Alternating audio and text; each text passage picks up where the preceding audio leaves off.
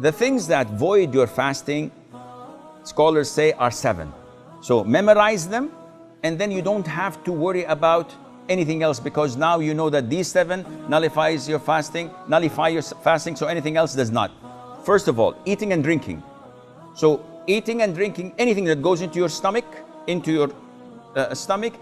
through the mouth or through the nose, then this nullifies your fasting. Even if you swallow a stone, it nullifies your fasting.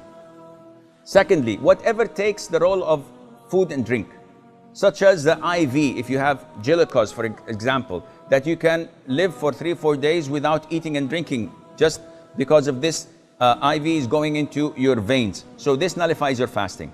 And this means that if I take antibiotics, if I take Voltaren shots, if I take insulin, if I take penicillin, anything that does not nourish me, that does not take the role of eating and drinking, this doesn't nullify your fasting. So if someone says, if I have to take vaccines, does it affect my fasting? No, it doesn't. I have to extract a tooth, and the doctor gives me or anesthesia. Does it affect my fasting? The answer is no. Thirdly, vomiting intentionally. I ate too much, I have something going on, I don't like it, I put my finger or smell something and I vomit intentionally, this voids my fasting. If I ate too much and I feel disturbed and all of a sudden, without me helping it, I'm throwing up, I'm vomiting, this is unintentional, it doesn't affect your fasting. Fourthly, cupping, and this is an issue of dispute among scholars. So the most authentic opinion, it's safer not to cup while fasting. Cupping is having scratches and slashes on the back of your neck or on your shoulders, and then extracting the rotten blood. And it's a form of healing and medication. And it's good, the Prophet encouraged it, alayhi salam. But during fasting, refrain from it because it's an issue of dispute. However, taking samples of your blood for the hospital is totally permissible. Bleeding from your gum while the dentist is working, does not affect your fasting. Try not to swallow it.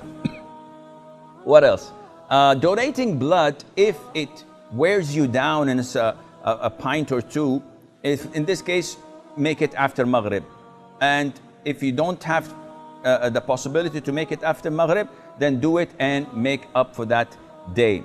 Fifthly, ejaculation. Any person ejaculating while he's awake, of course, because this is different than nocturnal emission. What you suffer or what you have of what they call wet dreams, when you ejaculate while sleeping, this doesn't affect your fasting at all. But if you do it intentionally while awake, by looking at something or thinking or masturbating, this nullifies your fasting. Sixth is intercourse, and this is the highest of all. And we spoke about the expiation in the beginning. Seventh is the blood of menses or postnatal bleeding. These two, if they exist, then the fast is void, even if it's seconds before the adhan of the Maghrib. Now, if you look at toothpaste and look at these 7 categories, you will find that as long as it doesn't go into your throat, you're in the clear.